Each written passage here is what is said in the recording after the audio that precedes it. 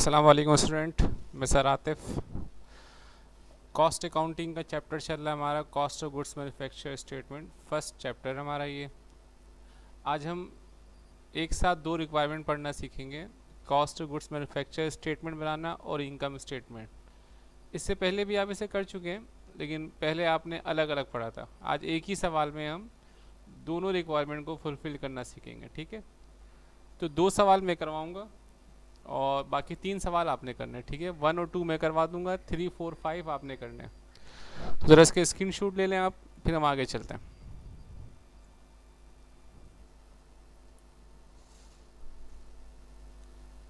I hope कि आपने इसका स्क्रीनशॉट ले लिया होगा। तो अभी हम क्वेश्चन नंबर 1 करने जा रहे हैं, जिसमें सेल्स हमारे पास कितनी है, 3 lakh. Finish good 10,000, finish good ending 15,000, raw material opening 25, raw material ending 30। ये फिनिश गुड और रॉ मटेरियल फ़र्क होता है। जैसे एक मैन्युफैक्चरिंग कंपनी है, वो लकड़ी की मदद से फर्नीचर बना रही है, तो लकड़ी उनके लिए हो गया रॉ मटेरियल, और प्रोसेस होने के बाद जब वो फर्नीचर बन जाएगा तो उसे हम बोलेंगे फिनिश गुड। ठीक है जी, ये फ़र्क होता है रॉ मटेरियल और फिनिश गुड में। अच्छा, उसके बाद नेट परचेजेस दिया हुआ 80,000। वर्क इन प्रोसेस का मतलब होता है जो काम अभी अधूरा है। ओपनिंग का मतलब जो पिछले साल का अधूरा काम था वो अभी यहीं से स्टार्ट लिया होगा हमने, यानी जो पिछले साल का एंडिंग है 15,000, वो इस साल के लिए क्या बन जाएगा, ओपनिंग। और वर्क इन प्रोसेस एंडिंग यानी अधूरा काम जो कि इस साल का एंडिंग है, यानी ये भी कंप्लीट नहीं हुआ। डायरेक्ट लेबर 60,000, यानी जो कि डायरेक्टली मशीन पे काम कर रहे हैं, गुड्स प्रोड्यूस कर रहे हैं। फैक्ट्री ओवरहेड, फैक्ट्री के दीगर खर्चे, यानी जो डायरेक्ट लेबर और डायरेक्ट मटेरियल के अलावा जो भी खर्चा है उसे हम क्या बोलते हैं, फैक्ट्री ओवरहेड, और वो कितना है 40,000। सेलिंग एक्सपेंस 15,000, एडमिन एक्सपेंस 20,000, ये जाएगा इनकम स्टेटमेंट में। ठीक है जी, तो अब शुरू करते हैं। सबसे पहले हम क्या बनाएंगे, cost of goods manufactured statement. तो ये पहला सवाल हमारे सामने आ गया। ठीक है जी, पूरा सवाल यहाँ पर मौजूद है। तो हम क्या बनाने जा रहे हैं अभी, कंपनी का नाम करीम एंड को बनाने क्या जा रहे हैं हम, cost of goods manufactured statement, और उसके बाद डेट आ गई। ये हेडिंग होता है, हेडिंग के 2 नंबर होते हैं, बिला वजह नंबर कट जाएंगे, हेडिंग ज़रूर डाला करें आप, ठीक है। तो सबसे पहले हम देखेंगे इसमें डायरेक्ट मटेरियल कितना यूज़ किया हमने, तो उसको कंप्यूट करना पड़ेगा। इसमें डायरेक्ट मटेरियल यूज़ कहीं नहीं दिया हुआ। तो सबसे पहले हम लेंगे डायरेक्ट मटेरियल यूज़ निकालने के लिए रॉ मटेरियल ओपनिंग, यानी ये खाम माल स्टोर में पहले कितने का मौजूद था, 25,000। यानी एक अगर लेट सपोज एक फर्नीचर बनाने की ऑर्गेनाइजेशन है, तो लकड़ी ऑलरेडी पहले से कितनी मौजूद थी, 25,000, और उसने मज़ीद नेट परचेजेस लकड़ियाँ कितनी करी, 80,000। तो अब टोटल लकड़ी जो अवेलेबल है वो कितनी है, 1,05,000। क्या किया मैंने, 25,000 जो पहले का मौजूद था उसमें ऐड कर लिया जो हम परचेज़ करके लाएँ। यानी स्टोर में जो टोटल लकड़ियाँ हैं, जो रॉ मटेरियल है, वो कितना मौजूद है अब, 1,05,000। फिर साल के आखिर में हम देखते हैं कि रॉ मटेरियल एंडिंग कितना है। तो सवाल में देखें आप, रॉ मटेरियल एंडिंग कितना दिया हुआ है, 30,000। यानी कि ये वो लकड़ियाँ जो नहीं यूज़ हुई। तो इसका मतलब इस 1,05,000 में से 30,000 का यूज़ नहीं हुआ, तो बाकी सब क्या हो गया, यूज़ हो गया होगा। तो जब 1,05,000 में से हम रॉ मटेरियल एंडिंग को माइनस करते हैं, तो रॉ मटेरियल यूज़ कितना आ गया, डायरेक्ट 75,000। ये हमारे पास गिवन नहीं था, इसलिए हमें इसको निकालना पड़ गया। आई होप कि आप समझ गए होंगे। ओपनिंग, रॉ मटेरियल ओपनिंग का मतलब क्या है, ये वो लकड़ियाँ हैं या ये वो रॉ मटेरियल है जो पहले से हमारे स्टोर में मौजूद था। एट नेट परचेजेस, यानी रॉ मटेरियल परचेज़ किया हमने 80,000 का, तो टोटल रॉ मटेरियल कितना हो गया स्टोर में हमारे पास, 1,05,000। उसमें से 30,000 रॉ मटेरियल बच गया है, एंडिंग है। तो जो बच गया है उसको माइनस कर दिया, तो बाकी सारे रॉ मटेरियल क्या हो गए, इस्तेमाल हो गए। तो डायरेक्ट रॉ मटेरियल यूज़ कितना आ गया, 75,000। फिर उसमें हम ऐड करते हैं डायरेक्ट लेबर को। डायरेक्ट लेबर देखें हमारे पास सवाल में गिवन है 60,000। डायरेक्ट लेबर गिवन है कितनी है, 60,000, तो यहाँ 60,000 लिख दिया मैंने। और उसके बाद फैक्ट्री ओवरहेड, फैक्ट्री के दीगर अखराजात, जैसे फैक्ट्री का रेंट हो गया और बिजली का बिल हो गया, डेप्रिसिएशन हो गई हमारे पास, फ्यूल एडजस्टमेंट हो गया, कोई चीज़ ख़राब हो गई, रिपेयर एक्सपेंस हो गया, इनडायरेक्ट मटेरियल हो गया, इनडायरेक्ट लेबर हो गया, ये जितने भी खर्चे हैं फैक्ट्री का उसको हम किस में डाल देते हैं, फैक्ट्री ओवरहेड में डाल देते हैं। तो ये भी निकाल के दिया हुआ है, किसी और सवाल में करवाऊंगा जिसमें ये सब चीज़ें निकालनी होगी। तो आपको पता है ये 3 एलिमेंट्स होते हैं कॉस्ट अकाउंटिंग के, इन तीनों को प्लस करेंगे तो हमें क्या मिल जाएगा, मैन्युफैक्चरिंग कॉस्ट।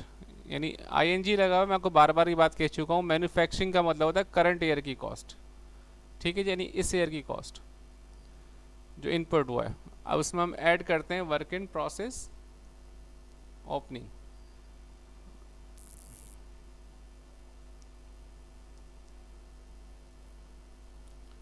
तो देखें 75,000, 60,000, 40,000, टोटल मैन्युफैक्चरिंग कॉस्ट कितनी आ गई, 1,75,000।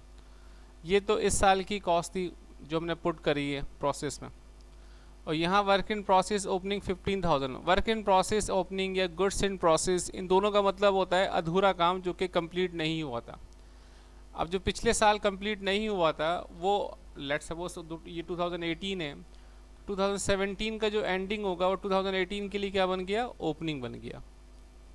तो ये हमने 1,75,000 इस साल पुट किया और 15,000 पहले का मौजूद था। तो टोटल काम मशीन में कितने का लगा हुआ है, इन दोनों को प्लस किया तो total work put in process 1,90,000। ये पिछले साल का चलता आ रहा था 15,000 और ये 1,75,000 हमने इस साल पुट किया। तो टोटल वर्क इन प्रोसेस या total work put in process कितना आ गया, 1,90,000।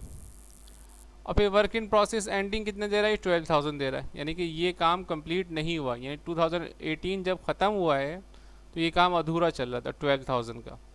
तो इसका दूसरा मतलब ये निकलता है 1,90,000 में से 12,000 अधूरा है तो बाकी सब क्या हो गए, फिनिश्ड हो गए, तैयार हो गए। तो उसे हम क्या बोलेंगे,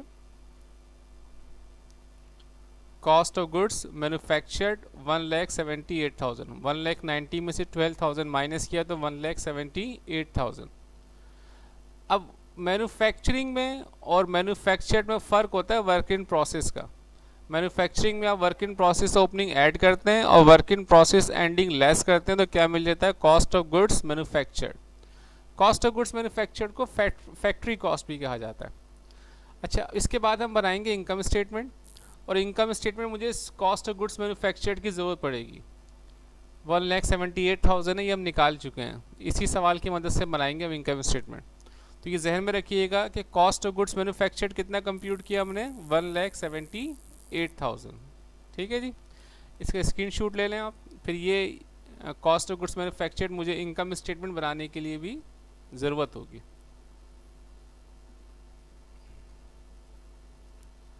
आई होप कि आपने इसका स्क्रीनशॉट ले लिया होगा। तो अभी हमने क्या बनाना सीखा, cost of goods manufactured statement. अब हम क्या बनाएंगे, इनकम स्टेटमेंट। तो हेडिंग आ जाएगी सबसे पहले कंपनी का नाम, जो काम करने जा रहे हैं वो काम, फिर डेट। ठीक है जी, हेडिंग ज़रूर डाला करें। तो इनकम स्टेटमेंट सबसे पहले सेल्स चाहिए होगा, सेल्स के साथ अगर सेल रिटर्न सेल डिस्काउंट हो तो वो माइनस कर दीजिएगा। इस सवाल में सेल्स के साथ कोई सेल्स रिटर्न या सेल डिस्काउंट नहीं है, लिहाजा मैंने कुछ माइनस नहीं किया। और सेल्स लिख दिया मैंने कितने, 3 लाख। लेस क्या करते हैं हम, कॉस्ट ऑफ गुड्स सोल्ड। अब कॉस्ट ऑफ गुड्स सोल्ड किस तरह निकालेंगे इस तरह के सवालों में, सबसे पहले हम लेंगे finish good opening. Finish good opening कितना हमारे पास, 10,000। ऐड करेंगे कॉस्ट ऑफ गुड्स मैन्युफैक्चर्ड। अच्छा, कॉस्ट ऑफ गुड्स मैन्युफैक्चर्ड को CGMB कहा जाता है। फिनिश गुड ओपनिंग का मतलब क्या है, ये माल ऑलरेडी तैयार हो चुका था, पिछले साल का माल ऑलरेडी स्टोर में रखा हुआ था 10,000। फिनिश्ड है ना, ये फिनिश्ड यानी माल तैयार हो चुका पहले ही, 10,000। फिर हमने इस साल कितने का माल बनाया था, अभी थोड़ी देर पहले मैंने आपको दिखाया था ना, कॉस्ट ऑफ गुड्स मैन्युफैक्चर्ड। ये माल मज़ीद तैयार होकर फैक्ट्री से तैयार होकर स्टोर में आ गया। कितने का माल तैयार होकर आया, 1,78,000 का। तो ये 10,000 पहले का मौजूद था और इस साल हमने कितना माल बनाया, 1,78,000। तो टोटल माल कितना आ गया हमारे पास, गुड्स अवेलेबल फॉर सेल कितना आ गया, 10,000 जो पहले का माल मौजूद था उसमें प्लस कर लिया 1,78,000 जो हमने इस साल बनाया। तो टोटल माल कितना अवेलेबल हो गया, 1,88,000। ठीक है जी। अब उसमें बाद हम क्या करेंगे, हम लेस करेंगे फिनिश गुड एंडिंग, यानी जो माल सेल नहीं हुआ, जो बच गया। अब 1,88,000 का माल मौजूद था सेल के लिए, उसमें से ये 15,000 का माल बच गया, तो इसका मतलब बाकी सब माल क्या हो गया, सेल हो गया। तो इसे हम क्या बोलेंगे, कॉस्ट ऑफ गुड्स सोल्ड। तो 1,88,000 में से माइनस कर दिया 15,000 जो कि अभी तक बचा हुआ है, तो आंसर कितना है कॉस्ट ऑफ गुड्स सोल्ड, 1,73,000। फिर हम क्या करेंगे, 3 लाख में से सेल्स में से इसको माइनस कर देंगे कॉस्ट ऑफ गुड्स सोल्ड 1,73,000 को। तो जब मैंने 3 लाख में से 1,73,000 माइनस किया तो ग्रॉस प्रॉफिट कितना आ गया हमारे पास, 1,27,000। कैसे आए, 3 लाख में से 1,73,000 हमने माइनस कर दिया, तो ग्रॉस प्रॉफिट कितना आ गया, 1,27,000। फिर हम लेस करेंगे क्या, ऑपरेटिंग एक्सपेंस। ऑपरेटिंग एक्सपेंस में एडमिन एक्सपेंस देखें हमारे पास 20,000 गिवन है सवाल में, क्वेश्चन में गिवन 20,000। फिर हम लेस करेंगे सेलिंग एक्सपेंस, वो कितने गिवन है, 15,000। टोटल मिला के ऑपरेटिंग एक्सपेंस कितना हो गए हमारे पास, 35,000। अब 1,27,000 हमारे पास ग्रॉस प्रॉफिट था, उसमें से 35,000 का ऑपरेटिंग एक्सपेंस माइनस किया हमने, तो नेट प्रॉफिट कितना आ गया हमारे पास, 92,000। नीचे 2 लाइनें आएंगी, ठीक है, एक लाइन नहीं आती, जब आंसर आता है नीचे 2 लाइनें आती, याद रखिएगा हर सवाल में, और आप 2 लाइनें ड्रॉ कीजिएगा। तो क्वेश्चन नंबर 1 हमारा कंप्लीट हो गया। इसी सवाल में हमने पहले बनाया कॉस्ट ऑफ गुड्स मैन्युफैक्चर्ड, यानी ये देखें CGM 1,78,000, फिर उसको यूज़ किया हमने किस में, इनकम स्टेटमेंट में। सवाल में एग्जाम में ऐसे ही होता है कि पहले आपसे वो CGM बनवाएगा, CGM means cost of goods manufactured. मैं CGM बहुत यूज़ करूँगा, CGM का मतलब क्या होता है, कॉस्ट ऑफ गुड्स मैन्युफैक्चर्ड। तो वो CGM हमने बनाया कॉस्ट ऑफ गुड्स मैन्युफैक्चर्ड, फिर उसको हमने यूज़ किया किसमें, इस इनकम स्टेटमेंट में। इसका स्क्रीनशॉट ले लें आप, फिर हम क्वेश्चन नंबर 2 की तरफ चलते हैं।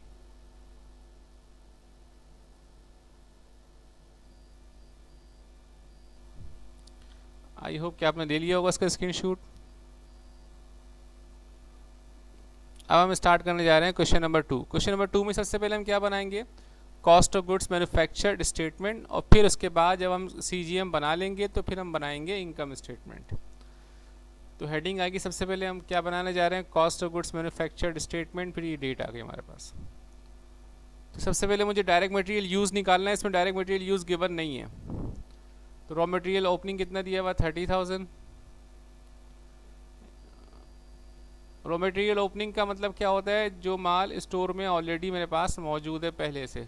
रॉ मटेरियल और फिनिश गुड का मतलब मैं आपको बता चुका हूँ। रॉ मटेरियल वो जिस पर भी काम होना बाकी है, फिनिश गुड वो जिसमें प्रोसेस होकर उसको तैयार कर दिया गया है। तो यहाँ सपोज़ कीजिए एक फर्नीचर की ऑर्गेनाइजेशन है, तो लकड़ी ऑलरेडी जितनी मौजूद है उसे हम क्या बोलेंगे, रॉ मटेरियल ओपनिंग 30,000। फिर हमने लकड़ियाँ कितनी परचेज़ करी हैं, 1,50,000। तो total raw material available for use कितना आ गया हमारे पास, 1,80,000। ये रॉ मटेरियल हमारे पास स्टोर में आ गया है इस्तेमाल करने के लिए। आखिर में देखते हैं तो हमारे पास रॉ मटेरियल एंडिंग कितना है, 50,000। देख रहे हैं आप ये, तो 50,000 इसमें से माइनस कर दिया तो बाकी रॉ मटेरियल यूज़ हो गया हमारा। तो डायरेक्ट मटेरियल यूज़ कितना आ गया, 1,30,000 आ गया। CGM स्टेटमेंट 5 चीज़ें होती हैं, direct material used, direct labour used, factory overhead, work in process opening.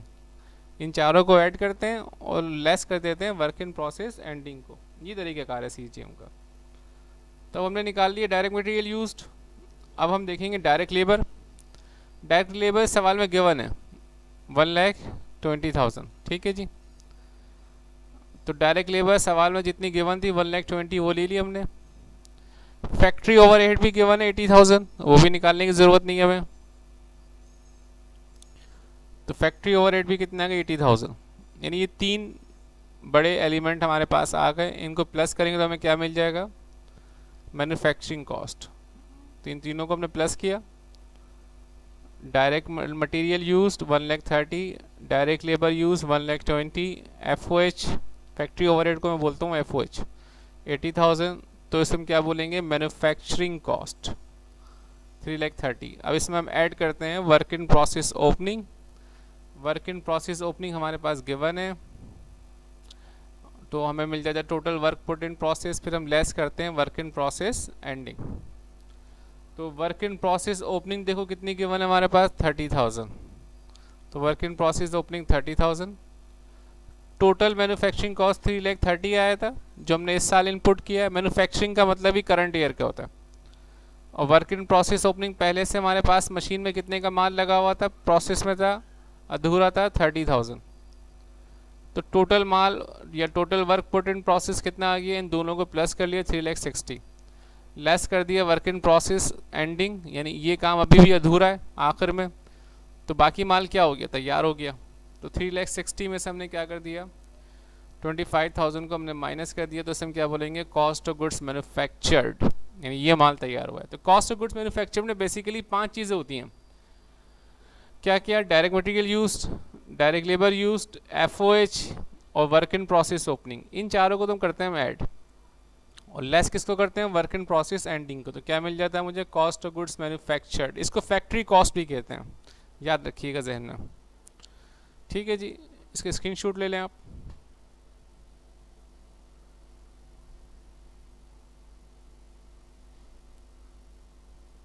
Okay, आगे चलते हैं हम इनकम स्टेटमेंट बनाने के लिए। ठीक है, सेल्स कितनी गिवन है, हमारा 5 लाख गिवन है। क्वेश्चन नंबर 2 में सबसे पहले हम हेडिंग डालेंगे, कंपनी के नाम, इनकम स्टेटमेंट वगैरह। सेल्स लिखा हमने कितना, 5 लाख, लेस करते हैं हम क्या, cost of goods sold. Cost of goods sold किस तरह निकालते हैं, सबसे पहले हम लेंगे finish goods. Finish good opening कितना हमारे पास, 20,000, देख रहे हैं आप, ये फिनिश गुड ओपनिंग आ गई 20,000। ऐड करेंगे CGM, CGM याद है ना, अभी हम निकाल के आए थे 3,35,000, ये वही CGM यूज़ होगा जो हम अभी कंप्यूट करके आ रहे हैं। ठीक है जी, तो ये माल, तैयार माल, फर्नीचर 20,000 का पहले से मौजूद था, ये हमने 3,35,000 का फर्नीचर मज़ीद तैयार किया। तो टोटल फिनिश गुड कितना आ गया हमारे पास, ये total goods available for sale कितना आ गया, तो इन दोनों को प्लस कर लेंगे। फिनिश गुड ओपनिंग में प्लस कर लेंगे CGM, cost of goods manufactured को, ये पहले से मौजूद था, ये तैयार किया, दोनों को प्लस किया, तो कितना आ गया, 3,55,000। इसे हम क्या बोलेंगे, गुड्स अवेलेबल फॉर सेल, सामान मौजूद है सेल के लिए। लेस करेंगे हम क्या, finish good ending. Finish good ending सवाल में देखें कितने गिवन है, 25,000, थोड़ी गलती हो गई, यहाँ 50,000 लिखा हुआ मैंने, सही करते हैं इसे क्लास। ठीक है, समझ रहे हैं आप क्या हुआ यहाँ पर, फिनिश गुड एंडिंग कितना है 25,000, जो कि मैंने यहाँ पर कितना लिख दिया है 50,000। तो अब इसको ज़रा एडजस्ट करना पड़ेगा। तो फिनिश गुड एंडिंग करेक्शन कर रहा हूँ मैं, 25,000, बल्कि एक काम करता हूँ मैं, इसको 50 रहने देता हूँ, पूरी कंप्यूटेशन मेरी चेंज करनी पड़ जाएगी। यहाँ पर फिनिश गुड एंडिंग को मैं 50,000 कर देता हूँ, सवाल चेंज कर देता हूँ, ठीक है ना, ज़्यादा मेहनत नहीं करनी पड़ेगी। फिर ये मैंने सवाल चेंज कर दिया, तो फिनिश गुड एंडिंग कितना आ गया 50,000, वरना पूरा प्रोसेस मुझे चेंज करना पड़ जाता है अभी।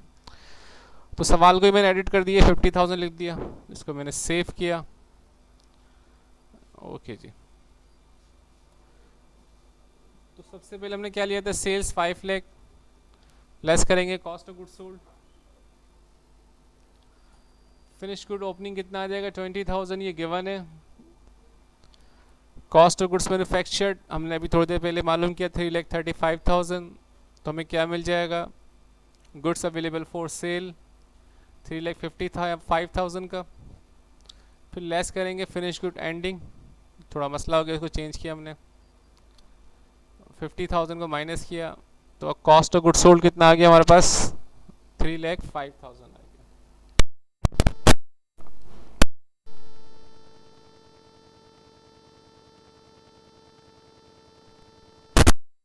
अब इसको हम 3,05,000 को माइनस करेंगे तो क्या मिल जाएगा हमें, ग्रॉस प्रॉफिट। 5 लाख में से 3,05,000 माइनस किया तो ग्रॉस प्रॉफिट कितना आ गया, 1,95,000। फिर हम लेस करेंगे ऑपरेटिंग एक्सपेंस,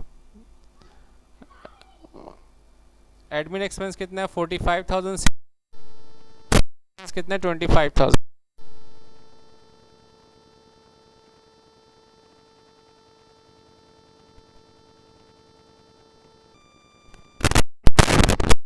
तो टोटल ऑपरेटिंग एक्सपेंस कितना आ गया 70,000। इसको 1,95,000 से माइनस करेंगे 70,000 को, तो क्या मिल जाएगा हमें?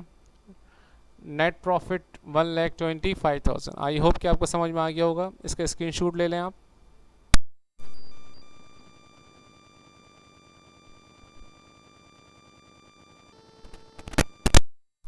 बाकी सवाल 3, 4, 5 आपने खुद करना है, ऐसे प्रैक्टिस कीजिए, लाजमी प्रैक्टिस करनी है, अदरवाइज ये सवाल मसला करेगा आपको। ठीक है, फिर मिलेंगे इंशाल्लाह। अल्लाह हाफिज़। ये सवाल देख लीजिए आप जिसकी आपने प्रैक्टिस करनी है, 3, 4, 5। आई होप कि आपने इसका स्क्रीनशॉट ले लिया होगा। अल्लाह हाफिज़।